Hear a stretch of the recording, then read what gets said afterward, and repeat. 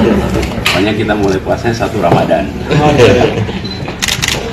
Ya, makasih teman-teman. Apa pertanyaannya? Ya, Pak Anies mungkin bisa diceritakan sedikit ke teman-teman, kan tadi kita tidak sempat masuk ke dalam tuh, kira-kira apa saja yang Oh, begini, media internasional memantau pemilu, mereka ingin mendalami beberapa hal yang saya rasa mereka juga bisa dapatkan dari banyak tempat, sudah. Lalu sekarang mereka ingin dengar dari calon dan saya bersedia, saya hadir. Jadi mereka menanyakan perspektif, menanyakan terkait dengan apa-apa saja yang dialami pada masa kampanye, pada masa sesudah Pilpres, putar itu. Pak Anies, ini kan kawal pemilu sudah menyatakan bahwa paslon nomor 02 menang dan tidak ada kecurangan pemilu. Tanggapan dari Pak Anies gimana? Ini kan ngobrolin pemilu juga tadi. Yang bisa menyampaikan itulah KPU. Jangan tunggu sampai KPU menyampaikan hasilnya. Kemudian dari situ nanti kita akan respon dan kita hormati badan-badan yang menyelenggarakan pemantauan, mereka mengerjakan pekerjaannya. Dan saya garis bawahi penting untuk melihat sebuah pemilu bukan hanya pada saat penghitungannya, tapi juga kegiatan pra penghitungan, pra pemilu, sehingga kita tahu bahwa yang dihasilkan lewat pemilu itu sesuai dengan tujuannya, mengetahui aspirasi rakyat yang sesungguhnya, bukan aspirasi rakyat yang hasil tekanan atau hasil tawaran imbalan. Pak Anies tadi di dalam sempat berbicara soal bagaimana dalam demokrasi yang baik partai yang menang dalam pemilu harus menjalankan pemerintahan dan berada di dalam pemerintahan, sementara partai-partai yang kalah dalam pemilu semua yang di dalam itu off the record ya. Iya. Jadi Anda bisa kutip juga. Iya. Cuma ini kan sebelumnya banyak juga masyarakat yang bertanya gitu Pak, ada kekecewaan misalkan dari tahun 2019 Pak Prabowo kalah tapi nyatanya kembali masuk dalam pemerintahan dan Bapak sekarang ini membawa perubahan dan istilahnya belum ada kepastian apakah Bapak akan tetap menjadi oposisi dan seperti apa, itu bagaimana sih Pak kepastian? Kalau ternyata hasilnya berubah gimana? Kalau ternyata ada putaran kedua gimana? Kalau ternyata ada hasil berbeda gimana? Jadi kita tunggu sampai tanggal 20 baru kemudian nanti kita akan sampaikan. Tapi saya berpesan tadi benar bahwa di dalam proses pemilu itu akan ada selalu yang menang berada di pemerintahan, yang tidak berada di luar pemerintahan. Saya pegang prinsip itu aja. Prinsipnya yang dipegang. Bila menang berada di dalam pemerintahan, bila tidak menang maka berada di luar pemerintahan, dan dua-duanya sama-sama penting. Saya pernah katakan bukan di debat pertama saya bilang bahwa jangan sampai kita tidak tahan berada di posisi oposisi. Pak Anies, soal Wakil Ketua Umum Nasdem Ahmad Ali yang meminta para partai-partai untuk mundur dari kabinet bagi mereka yang mengajukan hak angket, itu bagaimana pandangan? Saya komentarin yang Pilpres saja, itu biar wilayah partai. Pak Anies, ini menyinggung soal RUU DKJ yang sedang dibahas. Ada pasal yang menyatakan bahwa nantinya wilayah aglomerasi ini akan dibentuk sebuah dewan, di mana wilayah aglomerasi ini yang sekarang Jabodetabek itu nanti akan dipimpin oleh wakil presiden. Tanggapan Pak Anies bagaimana? Apakah dengan dipimpin dengan wakil presiden maka pembangunan di Jabodetabek ini akan lebih maju? Atau bagaimana? Dan ini sedang bergulir pembahasan soal pasal itu. Iya. Kalau dari pengalaman kita di Jakarta, sebenarnya kerjasama antar daerah itu bisa terjadi dengan baik. Memang ada perlu kelonggaran untuk Jakarta bisa melakukan kegiatan pembangunan di luar Jakarta. Sebagai contoh,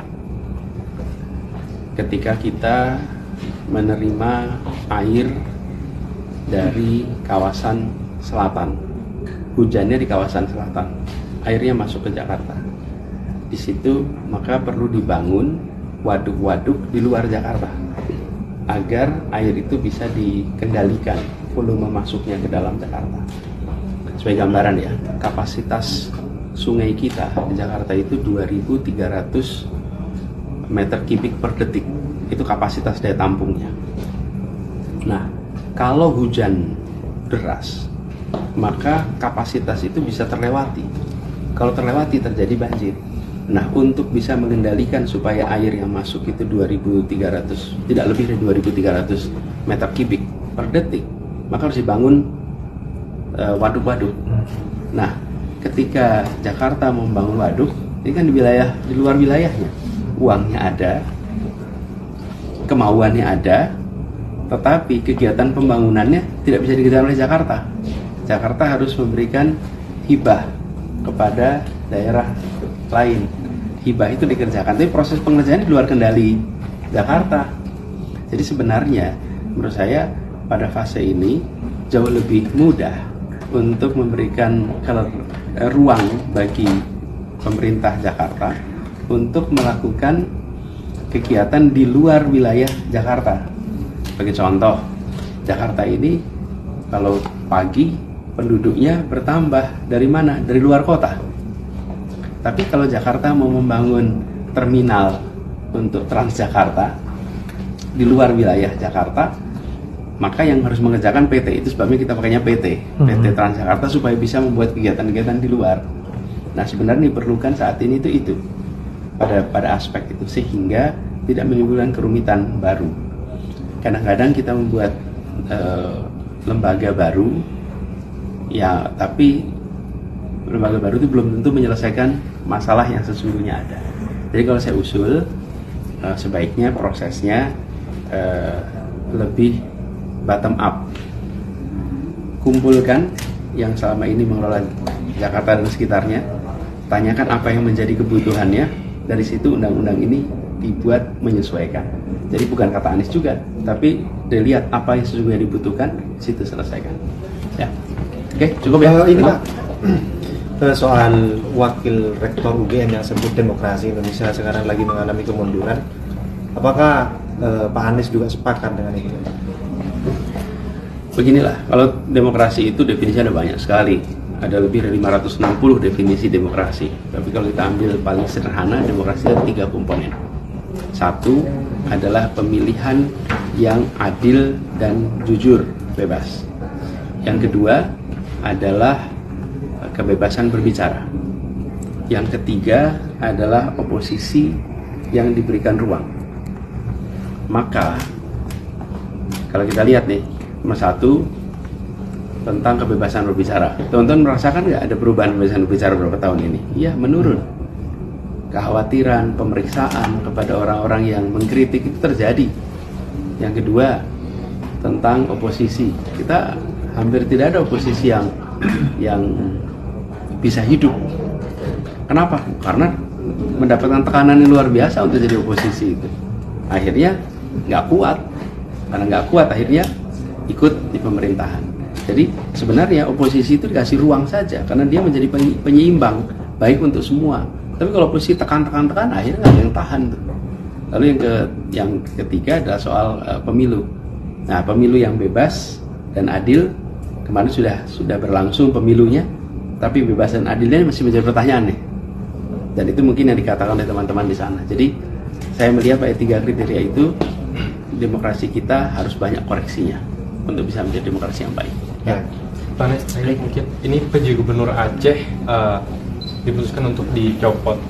Mungkin saja ini berkaitan, atau mungkin bagaimana Pak Anies melihatnya? Apakah ini berkaitan dengan daerah Aceh yang dimana daerah tersebut adalah Pak Anies dan Gus Muhaimin menang telak di sana, sementara salah satu pasangan tertentu keok jauh suaranya di sana? Apakah hanya satu PJ aja yang diganti? Sejauh ini baru PJ Gubernur Hanya satu itu aja. Yang lain tidak? Belum ada. Ya biar publik yang menilai aja. Oke, cukup ya. Terima kasih Pak Anies.